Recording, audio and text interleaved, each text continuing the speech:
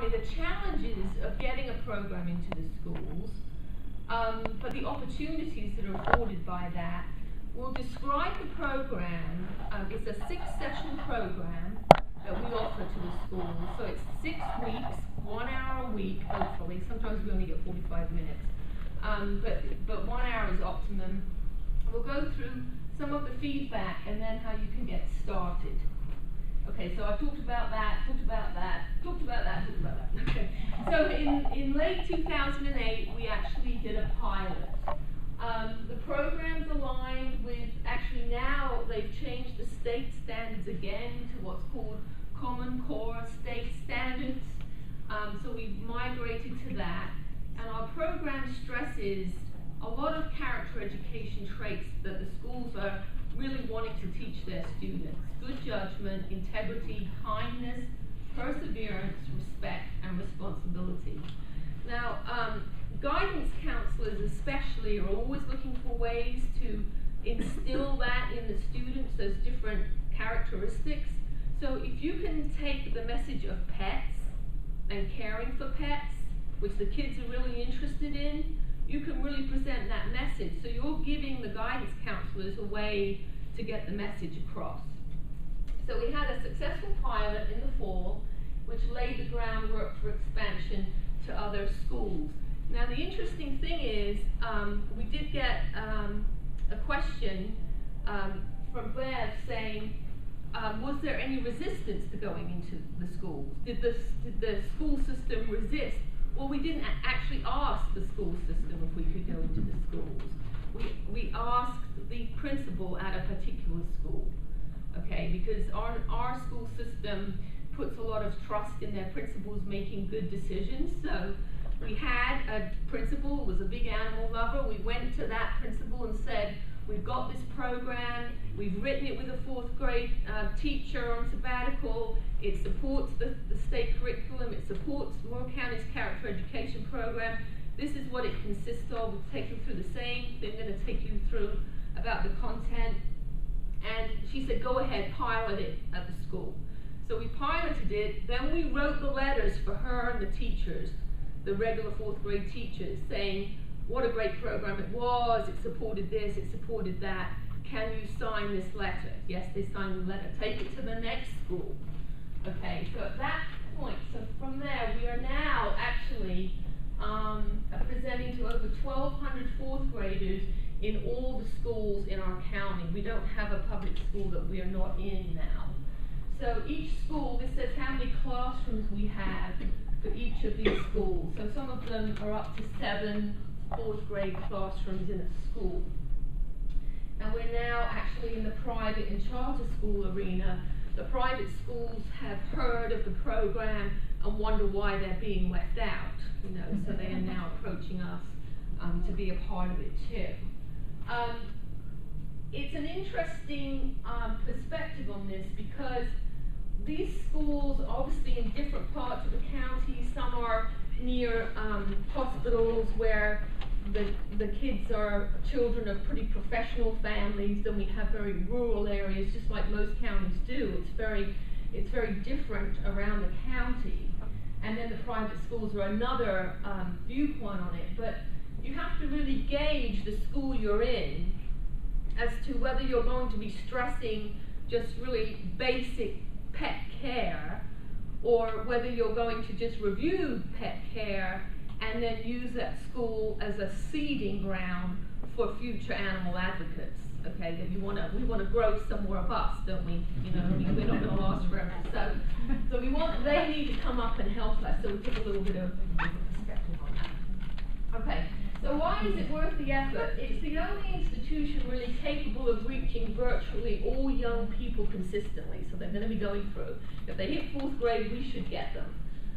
It's where the teachers are and they can help. You know, we're always going to have a teacher sitting in the room, and much as though they pretend they're at the back grading, they're actually listening to what we're saying and moaning when we say how much it is to own a pet, you know, agreeing with us and adding their 2 cents worth. But we're actually reaching an audience of adults at the same time in the school. schools are an important influence on children's moral behavior, often playing the primary role versus the home. Very often we know we're not going to change the parents' attitudes to pets, and we hear some disturbing things of what parents are doing to pets in these homes, but we're saying to the children, you know, what are you going to do differently? What are you going to do differently when you have your own pet? You know, we can't turn around and call animal control unless it's something absolutely horrendous, but we're trying to get them to think about how they're going to be different. And schools pose challenges, but they also offer a lot of opportunities. The challenges, they're busy, and Pam and I actually share the schools between us. So we'll take different schools throughout the county, and you have to start calling and calling and calling and calling until you get in. And it's not that they're not interested in the program, they don't want to do the program, but they're really, really busy. They're constantly barraged with complaints and special requests and surprises and things that are sprung on them by the principals, etc. So you don't get discouraged. You set up a meeting at a less hectic time after school for them, probably, and you want to be prepared and be brief and be professional, and so they know what they're in for, and they like that. Everybody does. Another challenge is that they don't necessarily view animal welfare issues as essential school subject matter. So you want to ascertain the school systems or the school's educational priorities, and then you frame your program to address it, which I said before. So how can we help you meet your character education goals through humane lessons? So it's not all about you and your mission. You know, it's how you're going to help them educate the students in the school with respect to character education. Quite a lot of time. They're driven by standards and testing. So we've built into our program math and writing and lists and all kinds of things like that, so that it actually bolsters what they're already doing.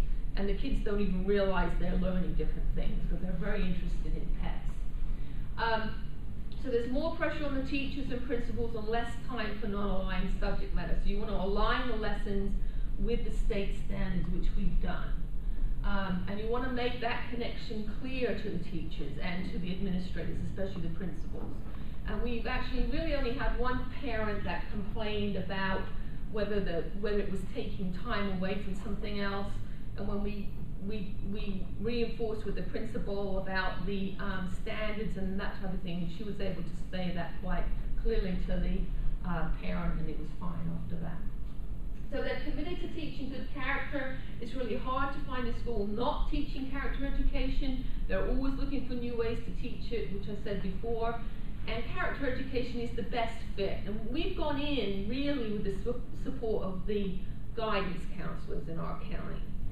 But once we moved out of that in some of the schools, let's say some schools say, well, they're not going to have character education in 4th grade. They don't get it till they're in the 5th grade. If they've had this program in the past, a regular teacher will say, I want the program anyway. So we actually have non-guidance counselors who are supporting us now in the schools, which is good.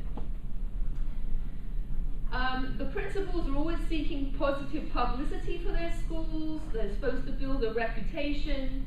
And you can provide ways to a principal to enhance their profile in the community, and they love that.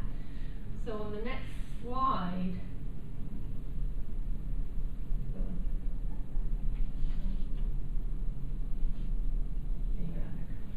okay, this was our original school that we did, was Vast Lakeview. It was the pilot. Here you see one of our volunteers with a young student there who's reading an essay that she wrote that was an award about why her pet deserved to be spayed or neutered. But you'll notice here, here's the principal, okay? She states her reasons for the continued embrace of the program at her school. The program is the perfect extension of Vast Lakeview Elementary School's character education program, she says. It's a component of, they have this drive going on. Our students pledge to soar to greatness by acting responsibly, caring for pets and taking steps to control the pet population is a civic responsibility which is an important characteristic of a 21st century learner. Okay, so she's really internalized that whole message of pet responsibility, and she wrote that to be included in the article.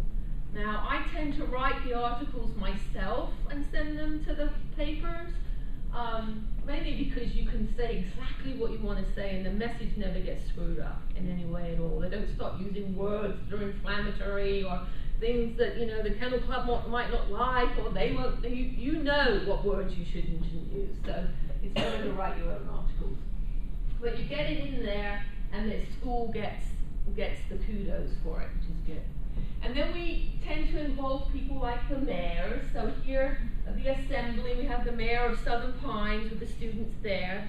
So you get different officials within the county interested in the program, loving the program. We've had them actually give money towards spay-neuter personally after seeing the program. So there's the different elements of character education that I mentioned before. This is a big, future ready is a big catchphrase for guidance counselors to use about their students, so it makes them future ready. And as we know, we don't want to doom and gloom the students till they feel like they can't do anything, all these animals are being killed. We have to make them aware that it's a social issue that they can impact through spaying and neutering. So there's a solution, and they are part of it. Okay, so we've got 5 one-hour modules plus an assembly. For the first 5 modules, we keep them in their individual classes.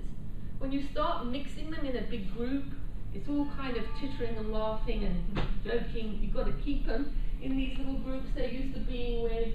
And then we have an assembly where they all come together. We train the volunteers and we provide all the materials, and these are all on our website actually. So they get a binder of materials. You can just print this off, and it's scripted, totally scripted all the way through. So if you're a person who has never taught before, you can really pretty much stand there and read this, and then as you get more and more confident, you can just, you know, just follow the bullets. There's a bulleted page up front which takes you through the lesson, and then it's scripted. So this is on our website, which we'll go through. Okay. All right. We provide all the materials, and we have no impact on the 4th grade teachers in the school besides the scheduling. So you don't want to say to them, oh, can you include some of our words in your word list? So can you do this? You don't want to ask them to do anything except for schedule it. And then they're fine next year then. Okay. All right, so lesson 1, we're going to start going now. Pam and I are going to switch on and off now. So I'll do 1, she'll do 2, and we'll switch it up a bit. Okay, the Just Like Me game. Who wants to play the Just Like Me game? Hey! Okay. All right, but you can stay seated. We have them get up and get the energy out.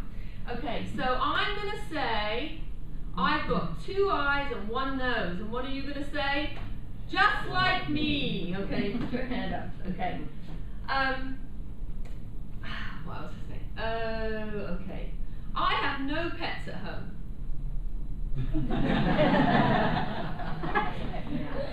Okay. All right. And the reason we start off with that is a very responsible decision. Okay? Because the ones that don't have any pets are going to feel pretty out of it, you know, for some of this course, because it's all about looking after pets. So you want to say, we're going to give you the education, so when you're older, you can make a decision about whether you're going to have a pet or not, and you'll know exactly what to do.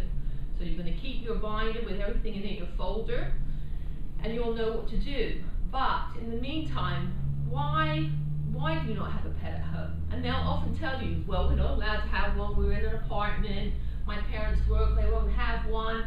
You want to really stress the fact that is a very responsible decision. Well done on you. Okay, so they feel pretty good. You get that out of the way. Okay. I have 1 pet at home. Usually we have somebody to help with that. Okay, so we start asking them, well, what's your pet's name, and what is it, and where does it sleep? Okay, and who feeds it, and who takes it out? Who has 2 pets at home? Hey! Who do you have at home? 2 dogs. 2 dogs, and what are their names? Roscoe and Lola. Okay, and do they live inside? Yes. Okay. And do you play with them? Yes. There you go.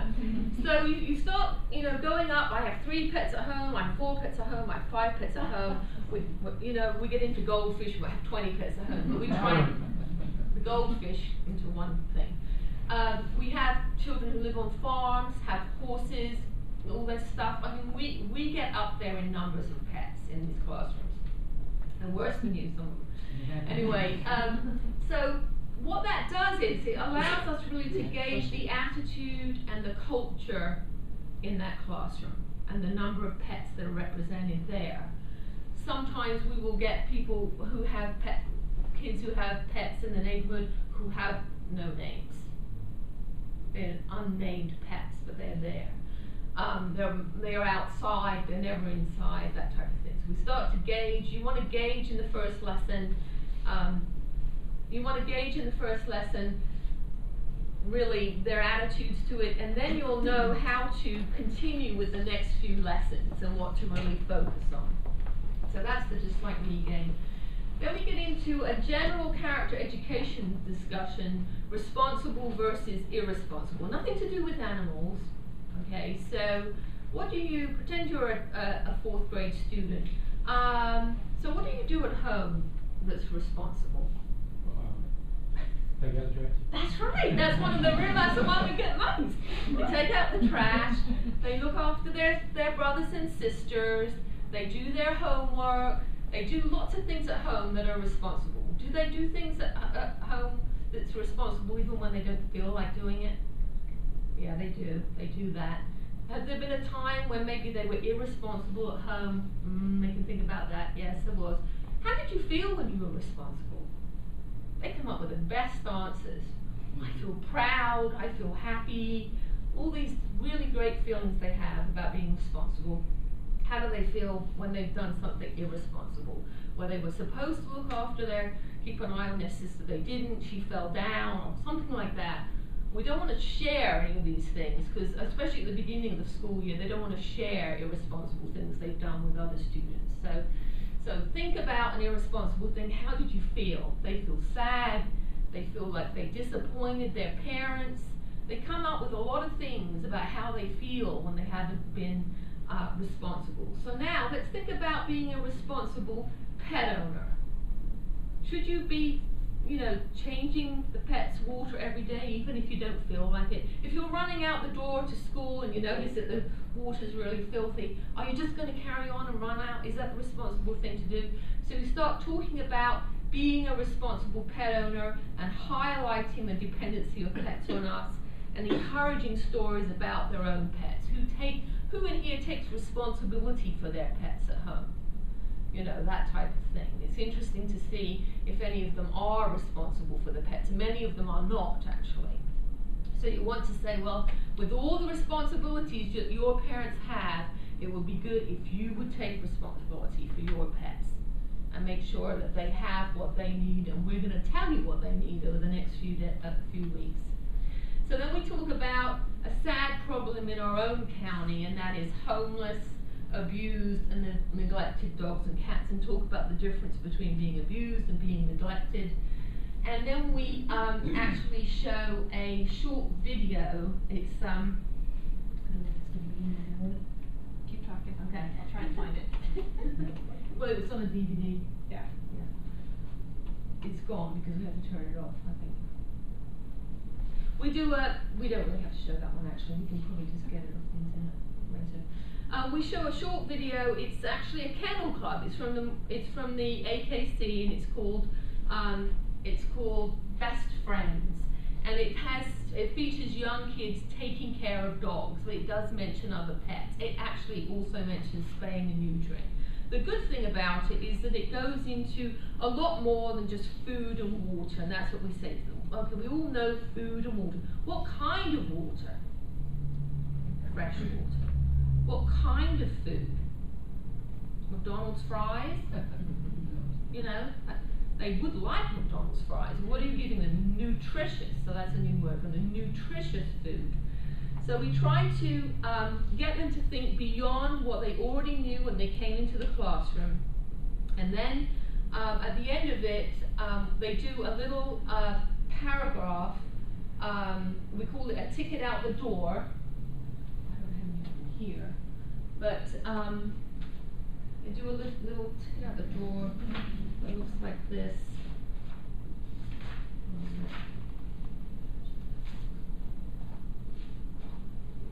Looks like that, a little ticket out the door.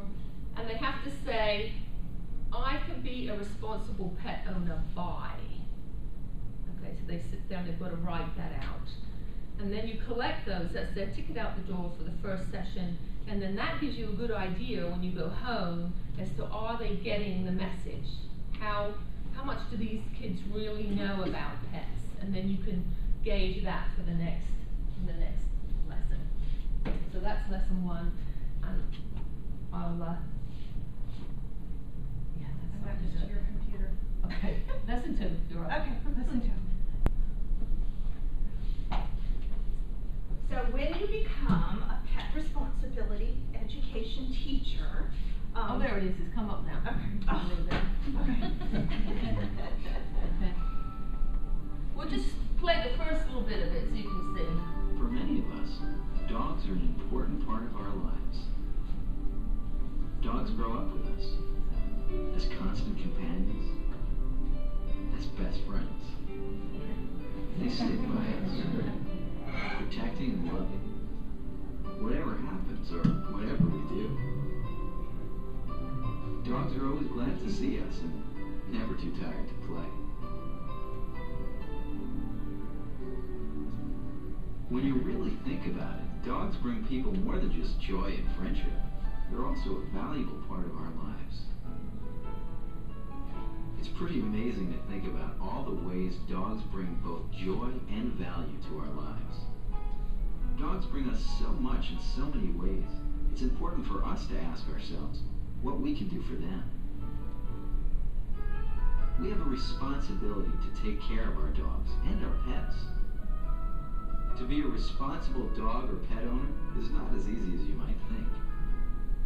It's really important to give your dog nutritious food so she can stay healthy. Your veterinarian or breeder can help you decide what kind of dog food to get. We got Ginger when she was a puppy. I used to feed her 3 or 4 times a day, but now that she's grown, I only feed her twice.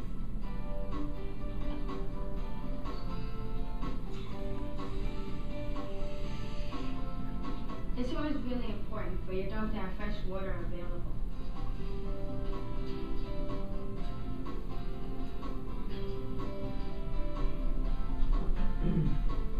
One of the first things we did when we got Ginger was to make sure she had a warm, dry shelter away from drafts so she could sleep. Ginger has shorter hair, so I only need to groom her once or twice a week. You might need to groom your dog more often if it has longer hair or if it's shedding. And you should only bathe your dog when it's dirty. Remember, always give your dog nutritious food at least once a day. Always have fresh water available. Make sure to provide your dog with warm, dry shelter away from drafts. Groom your dog at least once a week, more often if you own a dog with long hair or if your dog is shedding. And bathe your dog only when it's dirty. Okay, so it goes on. It's about an 8-minute little DVD with kids in it, and it does a little recap at the end of each segment. So really what you're looking for in their ticket out the door is where they've picked up some of that recap. A lot of it's going to be like, will be about microchips, things that new information to them. They're kind of familiar with it, some of them, but now they'll know where it goes and what it does, and it's the, you know, the size of a grain of sand and all this stuff. They'll know all that. So that works out pretty well. So 1, 2, 3. Okay. So when you volunteer with us, something that you get are these lovely tubs, totes, whatever. When we first started this, we had the supplies and we went and got these. They were on sale at Staples for like $4. We got them and we had about this much stuff in there. So before you leave, be sure and take a look up here because now it's full. We can barely move the thing around with all the supplies that you get. So you get that, and then some of us purchase the shirts, and that just makes it easier. It's kind of like a uniform, and it's wonderful. You don't have to worry about what to wear, and you look like you're organized and professional. And then in your tote, and I'm just going to mention one of the things that we give out during lesson 1 is a folder for the students. And Angela's dressed up her folder very nicely. She has pictures of her cats up here, and each one of us obviously has pets. So we come in, and this is kind of our way of connecting with them because they always want to know about us. So we'll tell them about our pets. And we've decorated our folder not only with our pets, but with other pets, and you can talk about them. And we give them a folder that they can put all of the information we give to them at the end of the day into and keep and decorate themselves. So next week when we come back, we want to see pictures of their pets or pets out of a magazine or whatever. If they don't have any magazines, which some of the children don't, they can draw pictures of the pets on there, whatever they want. And if they don't have pets, that's fine, draw whatever they want on there. But it's theirs to keep and collect the information, and we'll talk to them later about being advocates and sharing what they've learned during the class. So lesson 2, we talk about a game with DATs. Anybody want to guess what a DAT is? Oh, come on, the 4th graders all know. It is. It's a dog and a cat. That's right. And I don't know, for those of you that are like us, we have these little critters up here that we use in the exercise. And they are quite tiny. There they are. Oh, they're big there. Yeah. And what happened is when we first started, we would hand these out and we would separate them into dogs and cats. And you know, as we all get a little bit older and get to that eyeglass stage, it was becoming harder and harder. So we said, forget it. We just put them all in one basket and call them DATs. It makes our life much easier. But we use the DATs to talk about something very important. Lesson 2 talks about, what's my I can statement? I can help stop pet overpopulation in our county. So what we're going to talk to them about is the overpopulation crisis here that we have. And we talk about the limited space in our county shelter. We have a wonderful shelter and they do their job. They take in unwanted, abused, homeless, neglected animals there. That's their job. However, they don't have enough space. So what we're going to talk about is how you can be part of the solution. So let's talk about the problem. We have all of these animals, these dogs and cats, and by the way, our shelter takes in any animal. So not just dogs and cats, but hamsters, goats, pigs, horses, any animal in our county they'll take in. And what we do is we talk to them about the situation. And we do this with some buckets. We have a bucket with a question mark. We have a bucket with the Animal Center of Moore County, that's our county shelter. And we have a bucket marked heaven. So depending upon lesson 1, you've got a really good feel for your classroom. Do I need to really keep control of the classroom, or can I really kind of go out there and incorporate all the kids? So you guys seem like you're a pretty good class. I don't know, you're kind of quiet. So what I might do is I might start out giving out little DATs. So I'm going to give Angela 2 little DATs. I'm going to give you a few more little DATs. Let's go back here. You've got some DATs. That's for you.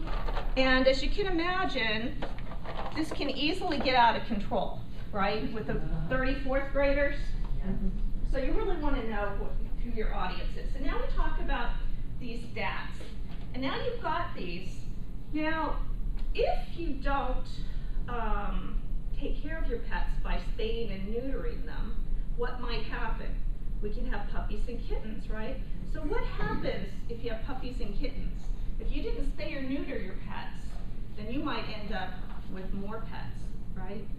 So what might you do if you had puppies and kittens? You might turn to your friends and your neighbors and say, can you take some, can't you? And then you would hand them out to your friends and neighbors. And they're very picky about what they get. They want to examine them. And then we have other friends and neighbors over here that you give them to. and they haven't spayed or neutered their pets, so what happens? We keep going, and then you have it, and you keep passing them out, and they quickly see that all of a sudden everybody's got dats, don't they? It can quickly get out of control. So what we talk about then is when you have too many pets, if you can't take care of them, what might you do? You've given them to all your friends and neighbors that you can. So there's a place that you can take your animals to. If you can't take good care of them and you aren't able to find a home, you can take them to the animal center, your animal shelter. And they will try to find a home for them. They'll try to adopt them out. So I'm going to come around and let's put your animals in there. And you'll see that they're very fussy about who they want to give up. Okay? Now, what you need to do is you need to tell your friends that when they're looking to adopt a pet, where can they go?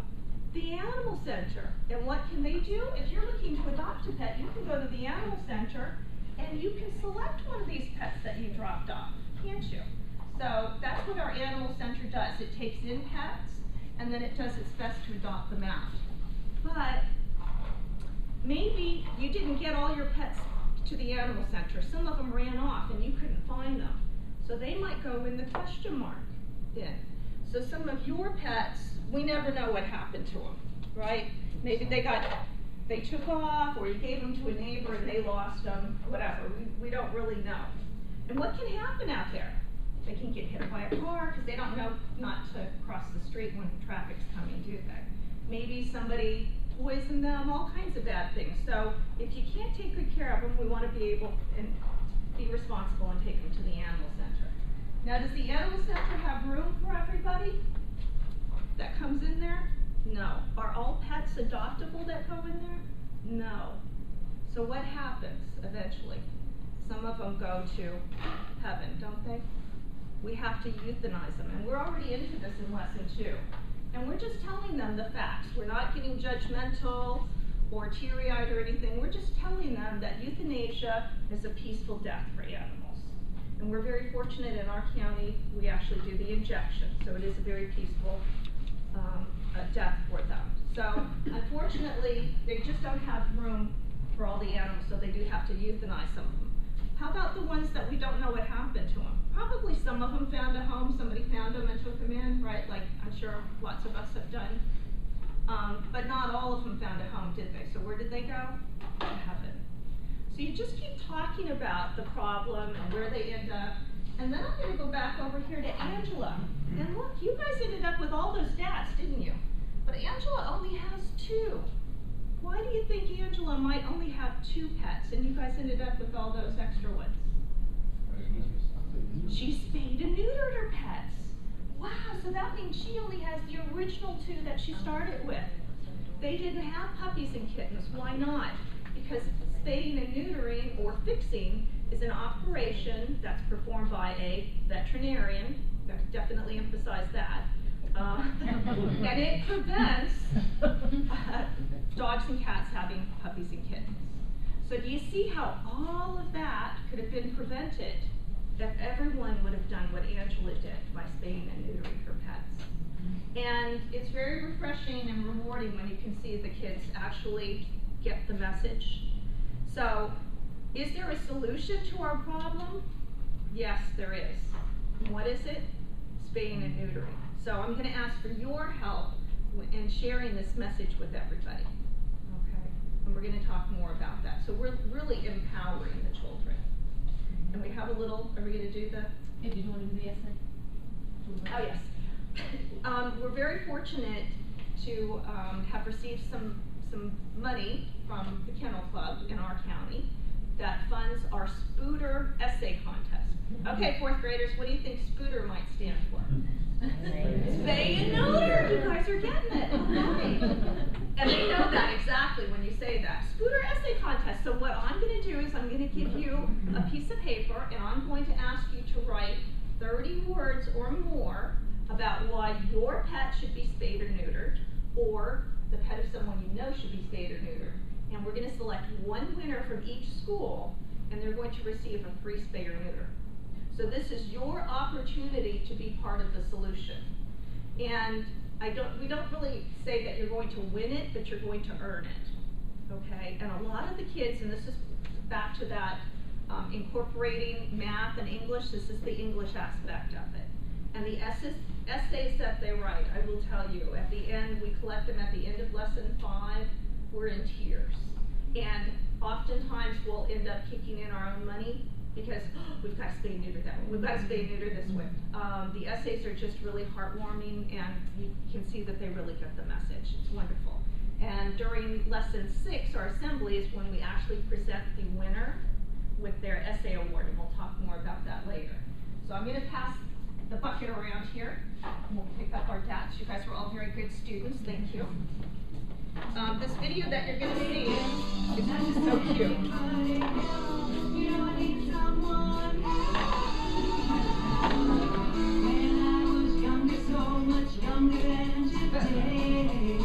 Could have saved me then before the boys came here to play. Now I've had another winter, fifth one in a row. Some of them, they're having kids, it's out of control. Help me if you can, I'm feeling live. On the sheet that says Thanksgiving, I swear I'm alive. Take me to the clinic, set me free. Won't you please save me? Don't forget the meals, you've got to know what it takes to. We can drive to the clinic, it's all up to you. Dogs and cats, they don't need babies, population grew. How would you feel if your children couldn't have a home? Help me if you can, I'm feeling mine. All these hormones keep me looking forward. Take me to the clinic, set me free. Won't you please do me? Help me, help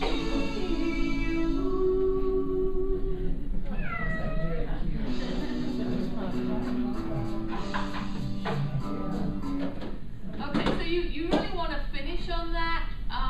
Not that you want to make light of the problem, but this is a pretty heavy issue for a 9 and 10-year-old to learn about.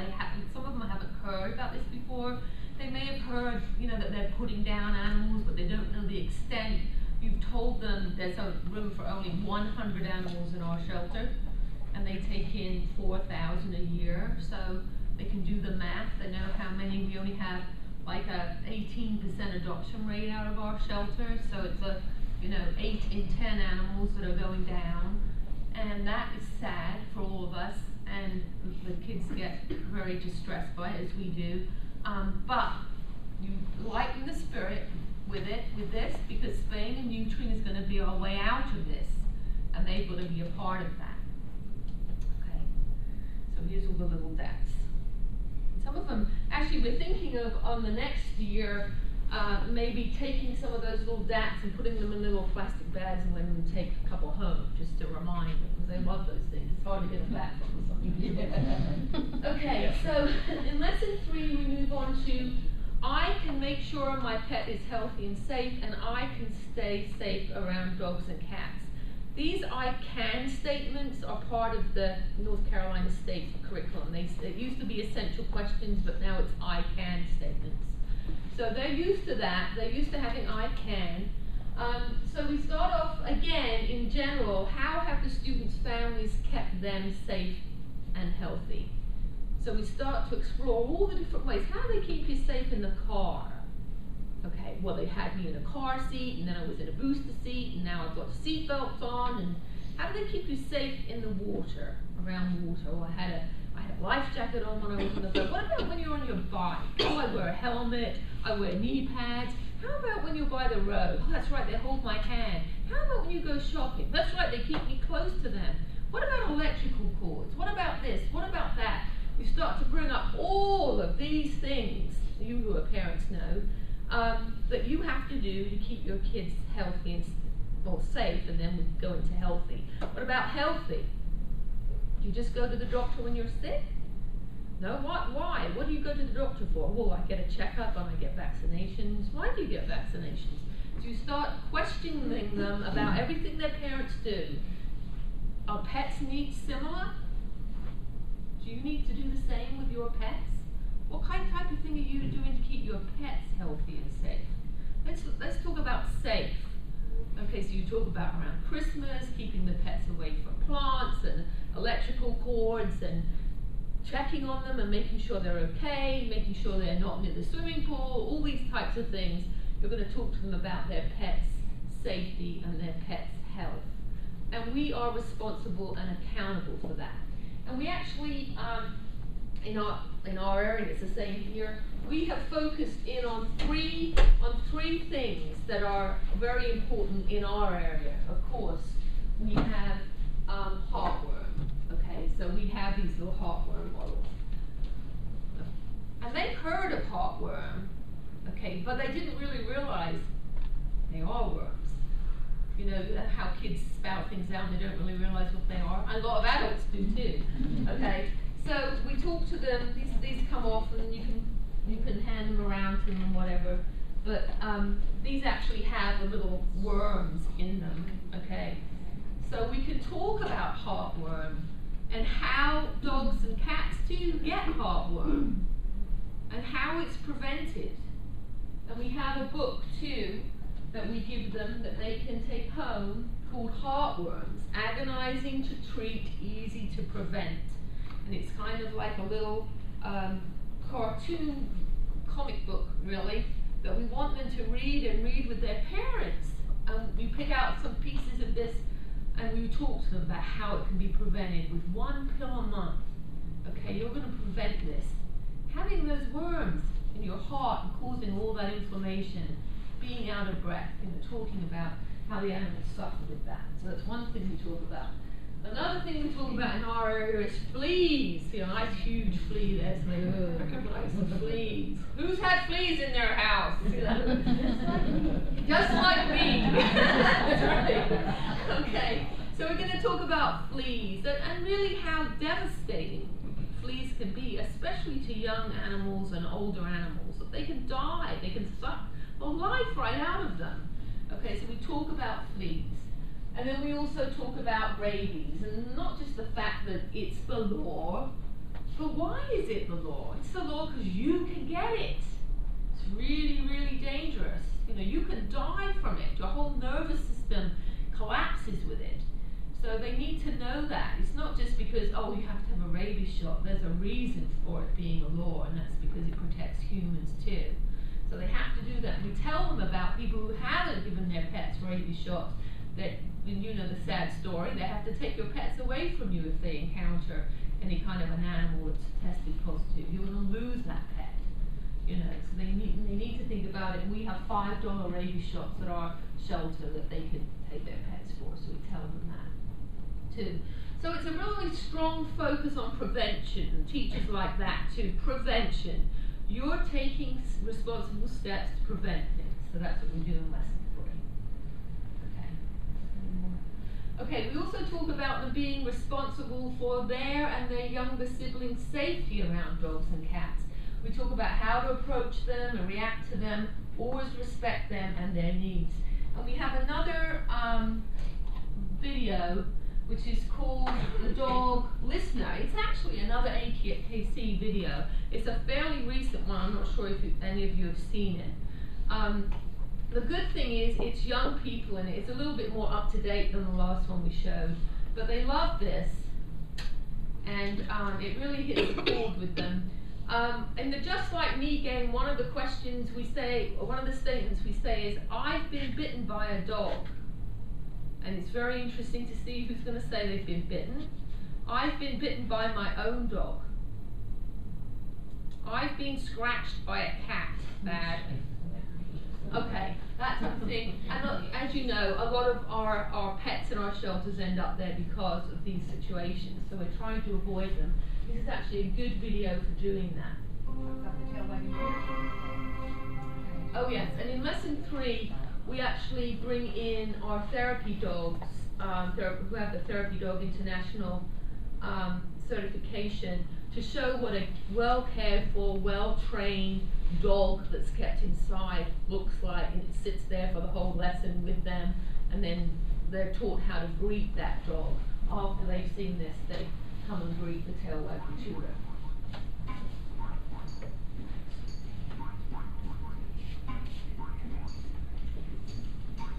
Hi, welcome to our Kate TV webcast. I'm Kate, and this is my guest Maggie. Hi. Maggie's a dog listener. Don't you mean a dog whisperer? Nope, that's different. I'm a dog listener. I can hear what they're saying. No way. She can. Sometimes I can even hear what they're thinking. You can't. Uh-huh. I'll show you. Come over to my house. What for? I'll show you how it works with my dog.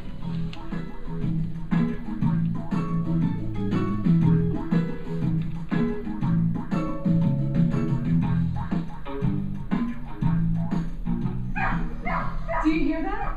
Uh-huh. What's he saying? I'm mad and I'm gonna bite you? No, I don't think so. Listen.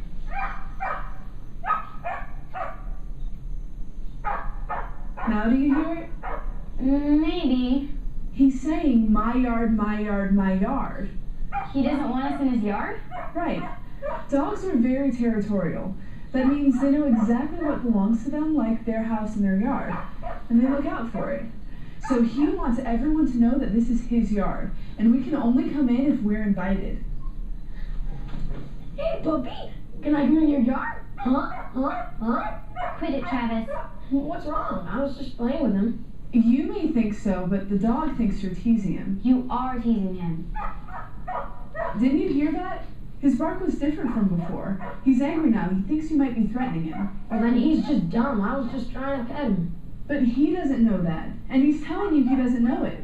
He's telling you to back off till he's sure you're okay. So back off. Remember that dogs are territorial. Inside the fence is his territory. If a dog's in a car and the window's down, then the car is his territory. So don't stick your hand in and try to pet him. If he's tied up outside a yard, then the yard's his territory, so don't stand just outside his reach and tease him. Okay, I might have done that before. Well, don't, okay? Okay. Oh, look, I want to pet him. Okay, but let's ask first. Get some shots of this. Hi. Hi. Boy or girl? Boy. His name is Remy. Hi, Remy. May we pet him? Sure, he's friendly. See how I did that? Now you do it. Just curl your hand up like this and let him sniff the back of it. Will anything I'm about to hit him? Not if you're slow and gentle. Now, make sure to pet him under the chin or on the chest, but don't grab the top of his head. I thought dogs like to be pet on their head. They do, when they know you. But when you're new to them, it's better to do it this way. Thanks. You're welcome. That's just too slow and boring. I like to just run up and pet them. Yeah, but the dog may not like that too much. Why not? Well, think about how it looks to the dog. Let me see your camera. Okay. No, actually, you keep it. Now, hold it down here where a dog's head is. Okay, now look through your screen there. Alright, now I'll be you. Watch. Hi there, little puppy. Want some pets? I don't sound like that. Maybe not, but how do you look to the dog? Like a friendly boy or like a big scary giant attacking it? Big scary giant, definitely. There you go. You have to think how something looks in... Okay, so that actually goes down pretty well. That's about a 12-minute movie. It goes through a lot of different scenarios of how to act when a dog is coming towards you. And they really take that in pretty well, that whole thing. So at the end of this lesson, we actually have them do a kind of a ticket out the door. It's called a 3-2-1. They have to do 3 ways to stay safe around animals, 2 ways to keep their pet healthy, and 1 way to keep their pet safe. Some combination of that. So they've got to complete that before they get out of that classroom. We also have this book here, which is called Fido, Friend or Foe, which is actually from an insurance company. You guys know this book? State Farm. Yeah, State Farm. So they actually give these books to us for free, but we ask them to go home and color these books with their younger siblings and try and pick out some messages that maybe we didn't pick up on in the lesson, like never leave a baby alone with a dog, those types of things. Don't bother a dog while it's eating. So we give them those to take home too. So they get 2 books out of that particular lesson.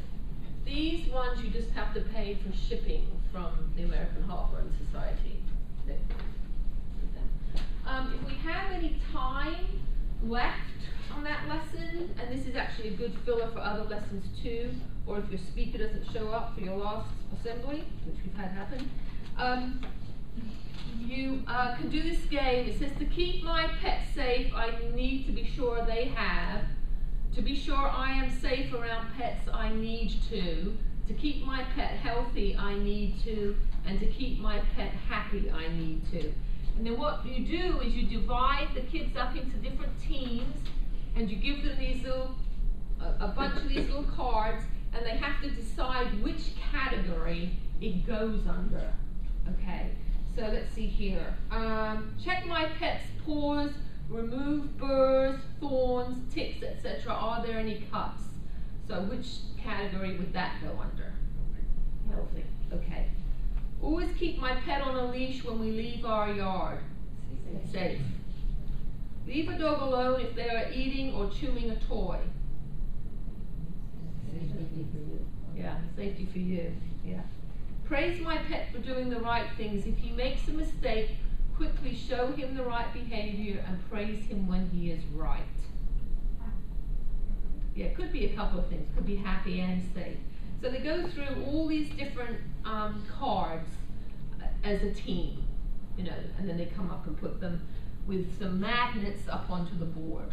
So that's another game that they can play. So that's lesson 3. And here's one of our tail wagging tutors and the children of a little girl approaching the dog. Yes, that little girl there who has her hand back there was actually afraid of dogs, and she did agree to come up and try to greet the dog. There's a therapy dog there, and did a pretty good job on that. But we've had several. In fact, that's another thing you can say in your Just Like Me. I'm afraid of dogs, and you'll see who's afraid of dogs. And so it's pretty good if you know that, because then when you bring a tail wagging tutor along, we have tail wagging tutors, we call them therapy dogs. Then you can focus on that child if they would like to meet the dog on their own in a non-threatening way, and that this is a dog specially trained to be very kind to human beings, you know. So they do that. Okay. And it's not only the children that might be afraid of dogs. Oftentimes you'll encounter lots of staff at the school or teachers that are absolutely petrified of dogs. There's one lady at one of the schools, when we go in to this day, she runs in her office, closes the door, and sits on top of her desk. Wow. She's still afraid. Yeah, but that's progress before she would leave the building. So we're making progress ever so slowly. So she's my personal mission to get through to her. Lesson 4, we talk about I can make a responsible decision about providing for a pet for its entire lifetime. And this is, as you know, something that we encounter every day, where people will get a puppy or a kitten, think it's cute, or a Jack Russell. How about a Jack Russell? Aren't they adorable? Mm-hmm. Or how about a bulldog or a Saint Bernard or some type of dog that they're not familiar with, right? Maybe they weren't educated about the different types of breeds or what is required for each type of pet. So we want to focus on that it's not a small decision, that when you purchase a pet, it becomes part of your family, and it's part of your family for a lifetime. And we're going to talk about that. How long do pets live? And what is the commitment actually? And we're going to talk about different breeds. What type of breed might be best for you given your particular situation? And we're going to talk about dollars and cents. And if you notice, it says S-E-N-S-E up there. We're also going to talk about dollars and cents, C-E-N-T-S, and talking about a lifetime commitment. So the first thing we want to talk about is how long pets actually live. And this is really interesting. So we put this up on the screen, and I just have a thought, how long does a hamster live? 100 years, 5 years, 3 years, or whatever. And the idea is that you go down the list here, and it kind of ramps up. So by the time you get down to horse and pony, the numbers are up there. Actually, a lot of people are very surprised at how long the animals actually live. And how old are you now? and they're either 9 or 10. I always pick 10 for easy math. We have them put that in there, and then add it together to determine how old they're going to be when that pet passes away. And they're pretty much astounded to learn that if they got a pony right now and they're 10 years old, they're going to be 50 years old. Wow, you know, when the pony passes away. So is that a pet? Do you want to go home and tell your parents that you want a pony right now? Probably not. Maybe if you live in an apartment or something, you're going to be going off to college soon, maybe a hamster or a guppy are a better pet selection for you at this point. Okay? And if you have the others now, then you need to start thinking and talking to your friends and family, make arrangements for those pets if you intend to go off to college or move away, right? Because it's your commitment to that pet to take care of them. The next topic we go into is how much does it really cost? And what we talk about here, these are the items just for you to go home with your pet. These are the essential things that you need to take home. And we start from the top and we talk about adopting from our local shelter, the Animal Center of Moore County, which includes spay or neuter, a microchip, and a rabies. And the adoption fee is $85. And that's for a dog or a cat or for any animal that they have there. Remember we talked about horses and pigs and goats? That's true, $85. And remember in the last lesson we talked about heartworm and flea medication, right? Those are priorities for your pet. So these are expenses you need to think about. And we come up with the numbers, $40, $20 for the month to get started. Collar and ID tags. Why does a pet need a collar and an ID tag? Because they can't talk, so if they get lost, we want to make sure they get home, don't they? Now these prices are for brand new items. Does that mean that you have to go get brand new items? No, I bet all of you have friends and family members that have had pets that maybe aren't using these things anymore. Or you can go to a resale shop and purchase them. But the idea is to get them thinking about the items that are required to have a pet. Do you need a leash? Yes, I do. Why do you need a leash? And this is a good review. When do you use a leash? Anytime your pet's not in your yard. Now it's X'd out on the cat side. Why do you think that would be? How many of you have cats that you use a leash for? Not many, right? So cats don't usually use a leash. Do you need a litter box and litter for a dog? Not one that I've met. So that's X'd out on that side. So you get into the discussion how often you want to clean the litter box, how much litter goes in there. So this is really a tool to not only get your point across about the dollars that are involved in this, but what you do with the essential items. A large bag of dry food. There's dry food and there's wet food, isn't there? Some dogs, if it's a puppy, it's going to need puppy food. If it's a senior dog, it might need senior food. If it's a really heavy, overweight cat, you might need overweight cat food. So there's all these different choices. When you go to purchase these things, who should you talk to about it? Oh, that's right, your veterinarian, right? They're your expert resource for your pet. They're the ones you want to ask these questions of. A water and food dish. We want to have separate dishes and they want to be kept clean. Bedding. Boy, I have a 14-year-old German Shepherd. She really likes the ortho pet bed I have, doesn't she? Yeah. My cat likes the biggest dog bed I have. Yeah, so talk about different types of things. Do you have to go out and buy an expensive pet bed? No. Can you build something up with hay and straw? Absolutely. If you have an outside dog, that's fine. But they need shelter, don't they? They need someplace to be warm, safe, and dry. How about brushes, grooming? Boy, that's an important part. Am I going to get a little teeny brush if I've got a great big St. Bernard? No, I'm going to be there all day. So there's different types of brushes and utensils. And for cats too, right? Some cats have short hair, long hair. And this is really, and Angela's always after me to emphasize the cats, because a lot of the information we use comes from the Kennel Club, and that's obviously dogs. So this is a good point. If you only have time to really emphasize one animal, it's a good time to really emphasize the cat. Toys. Why do pets need toys? That's an added expense, isn't it? How about if I took away all your toys, what would happen? You'd be really bored, wouldn't you? So what happens when pets get bored? They get into trouble, just like you. So we want them to have toys. Am I going to get a really big toy for a Chihuahua? No. So again, it has to be appropriate for the animal. And boy, so now these numbers aren't filled in on their sheets. They break out their calculators. And they add all of this up. And you should see their eyeballs when they come up with the totals. It's pretty astonishing just to think about that's really what it costs.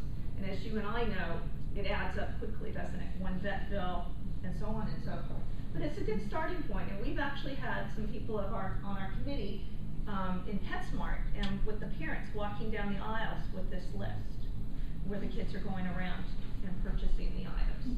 So lesson 4 is really a good combination of using good sense, common sense, and talking about sense.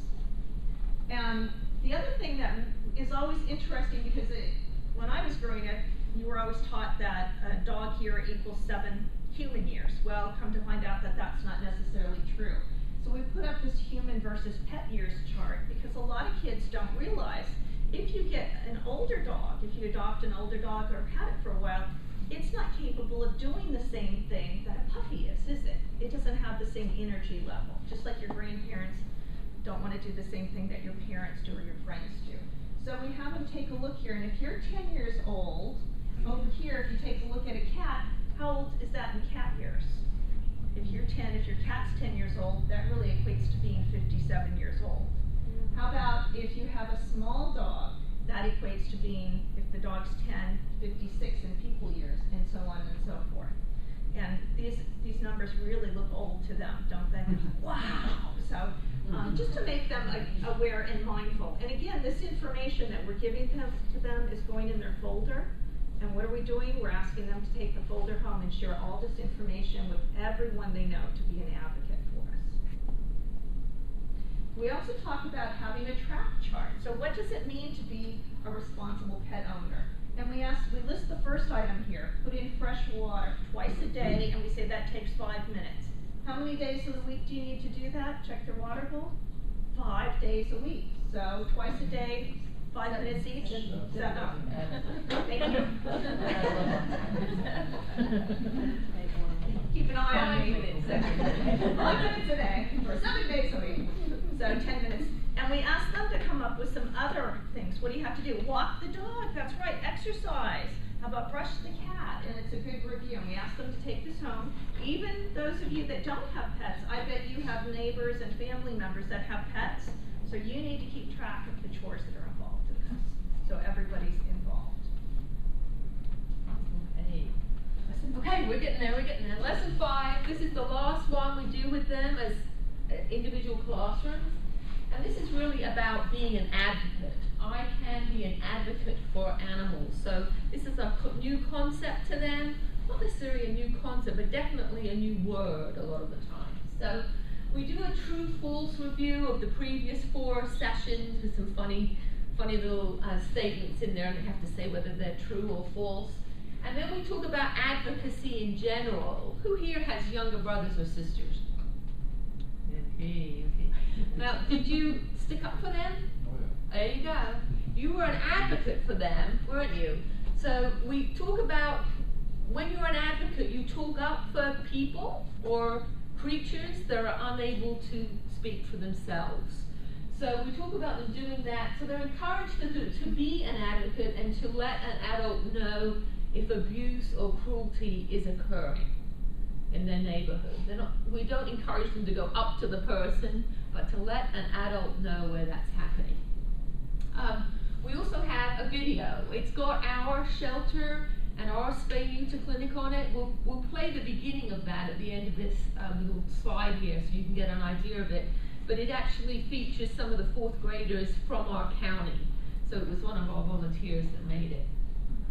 Another thing we do in lesson 5 is we do pet pics, we call them. Okay, and they look like that. There's 36 different scenarios on these pictures of why an animal ended up in a shelter. And the idea is that by lesson 5, they should really know enough when they read these particular scenarios here as to how this could have been avoided. So you want them to take these. Of course, they're going to do a lot of trading, by the way. Who wants the dogs and who wants the cats at the tables and all that stuff. And a lot of people don't want cats, and some people don't want dogs and all this business. But the point is, they're going to read the different situations, and we have them actually on a piece of paper here in with the kit, and it's by surrender issue. So whether there's an issue with the home, or an issue with moving, or misbehaving, that type of thing, and they've got the name. So I'm going to say, who has, and they might not be here, who has Bodie? Anybody have Bodie? Is Bodie around here? There's Bodie, okay. Read about Bodie to everybody, can you? Hello, my name is Bogey. My owner took me to the shelter because I kept marking everywhere in the house except in my dirty litter box. Now, what is key there? Dirty. Okay, so that could have been avoided, couldn't it?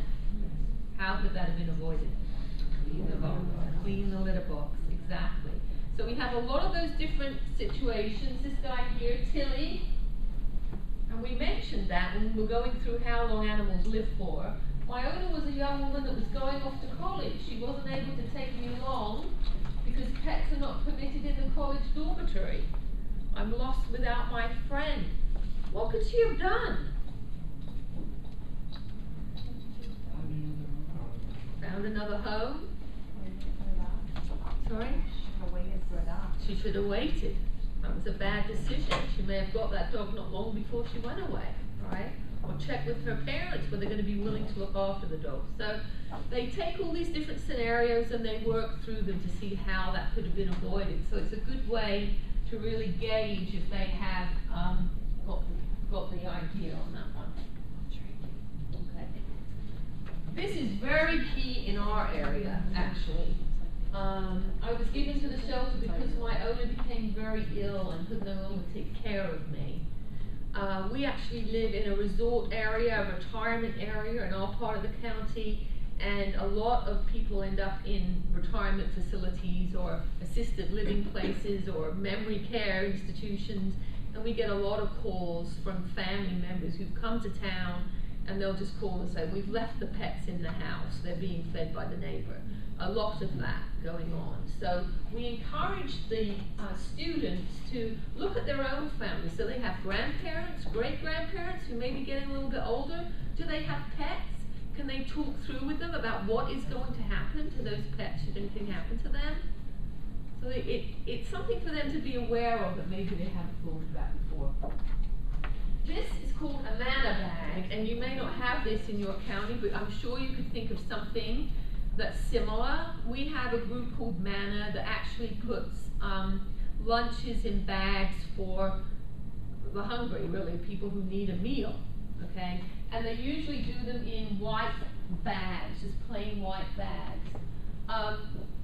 What we've done is we've said, this is your first act of advocacy for us. We want you to take this plain white lunch bag and we want you to send out a message on behalf of the pets in this county. So remember the DAX game? Does this look familiar? Mm-hmm. So this is what a fourth grader wrote. This will keep happening. So spay and neuter your pet. Okay, we get some really good ones. Love your pet, big or small. So we'll send these around. Let's see. Pet responsibility. Step 1, give your pet fresh water every day. Step 2, feed your dog twice a day. Step 3, go on walks at least twice a day. So they're actually telling people, don't abuse your pet because they love you and you should love them. Okay, so some of them will just make you melt. So overpopulation and multiplication, we give them that. You know, that's what we have in the lesson. Spay or neuter your pets. Keep your pet clean, feed your pet daily. Okay. Don't leave me. Okay. So you will know, spay and neuter your pet. So if you had any doubt that they were getting it, these bags will let you know that they're getting it. Okay. So these are taken and meals are put in them to put up a fence. But what happens is that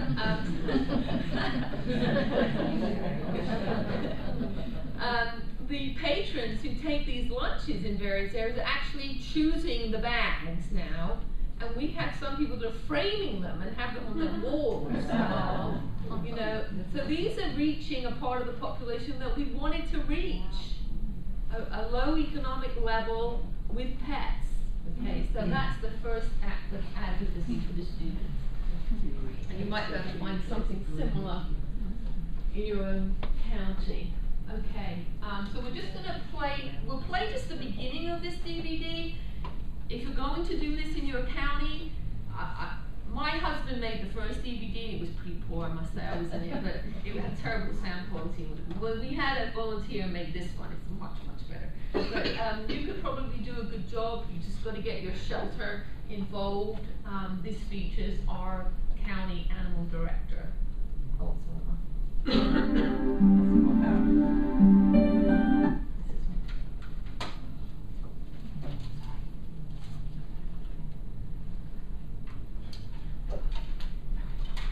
If you guys just want to pass your pet paces, we call them, I'll collect those. These are actual stories. They're not pets. Everybody wants to know if they can go to the shelter and adopt that pet, but they are real stories. They're just not available for adoption. Okay, well, this is coming up too. What we do too is because we did get our county commissioners to give us money to do this program now. So we did it for 4 years on our own with a grant from Banfield, but that was before the economy tanked, and now most grants are given for emergency situations, not for prevention. We got money from our county commissioners, and we buy a book for the media center in the school. So this backs up our program. It's Raining Cats and Cats, about a young boy whose cat got spayed, and he was sad about the cat being spayed and said, why do we have to do this in the first place? She was fine. Okay, and then he goes, his mom starts saying, well, just think what would have happened if we didn't get the cat spayed, and you get more and more and more cats, you know. He's trying to adopt them out, and he's trying to ask his friends, and everything we've been through, basically, all the different names of the cats and that type of thing. He says, oh gosh, at the end of it, he says, oh, let's go back in time to when we had only Molly. We take her to the veterinarian for an operation. Okay, so that backs that up. So that's in the media center. At the same time, we asked the media center if they will pull animal books out from their shelves and make a display for the kids to read while we're doing the program. Number one, it makes them read about pets. Number two, you can take a good look at the books that are in the library, because some of them are pretty old, and they're pretty old ideas about pets, you know, buying from pet stores and things like that. So we asked them if they might remove some of those books because they're not really appropriate anymore, and they do that, which is good. Okay, so this is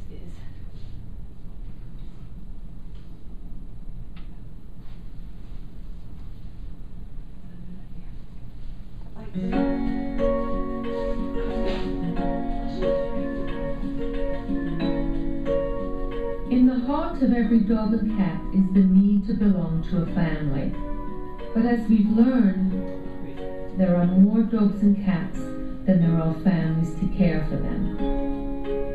Every cat and dog wants to belong to a family. Today, we will learn about two very important places in Moore County that every pet advocate like you should know about.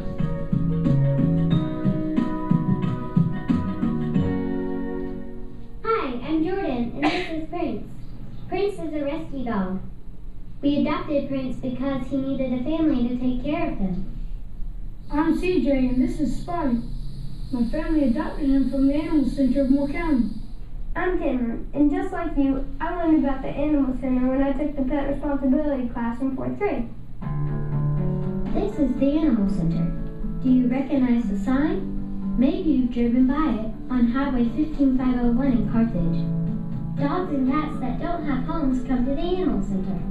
The staff here takes care of domestic animals, mainly cats and dogs. Although sometimes they might have a pig, a goat, or even a horse. This is Al Carter. He runs the Animal Center. He's going to tell us about it and show us where the animals are.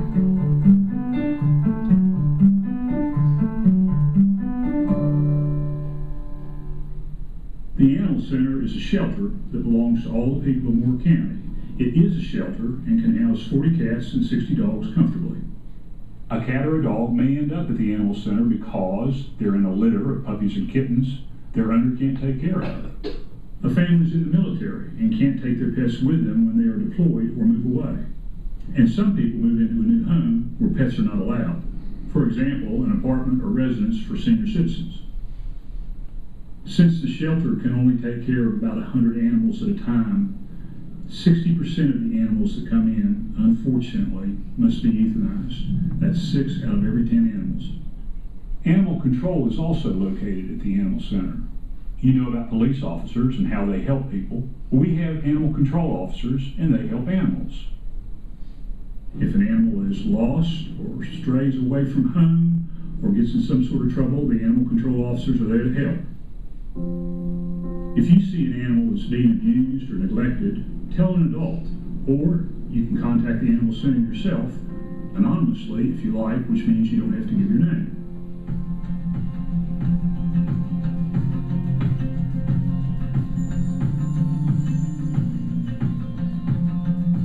Good news is that animals that come into the animal center can be adopted.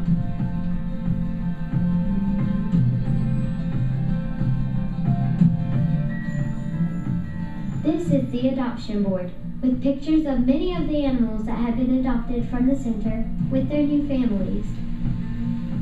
You can come to the animal center and see if there's a pet that's right for you. If you can't find the pet you want, you can put your name on their wish list, and they'll contact you if a pet comes in like the one you want. You can also go to petfinder.com. Be sure to put in your zip code to see the animals available for adoption here in Moore County. And consider adopting an older pet. Pets like Spike here have a hard time getting adopted. A lot of people go straight for the puppies and kittens. You can donate used towels, canned pet food, and even toys. You can help. Tell your friends and family about the Animal Center. Thanks to Al Carter and the staff at the Animal Center of Moore County for looking after the pets and talking with us today. That brings us to our second place. Okay, so the next place we go to is the spay-neuter clinic, and we have the vet from the spay-neuter clinic talk about what it takes to do the procedure and all the preparation and what you should do with your pet afterwards. So that shows the spay-neuter clinic there. But the reason we made the video is because it is actually in our county. So they get to see the road, they know the signs, they can point them out to the families, that type of thing. So it's best not to use just a generic DVD.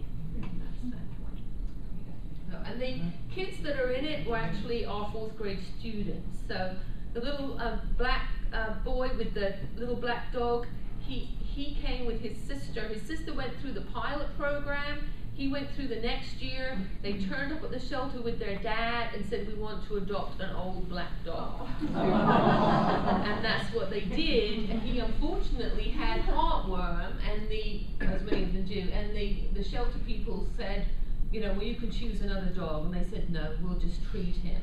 So they actually ended up having a, let's see, there he is.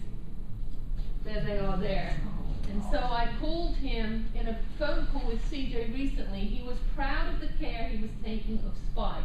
I give him his heartworm pill every month, and I feed him his science diet.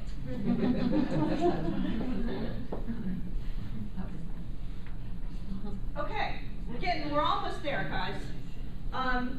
So now, I'm happy to tell you that it's lesson 6.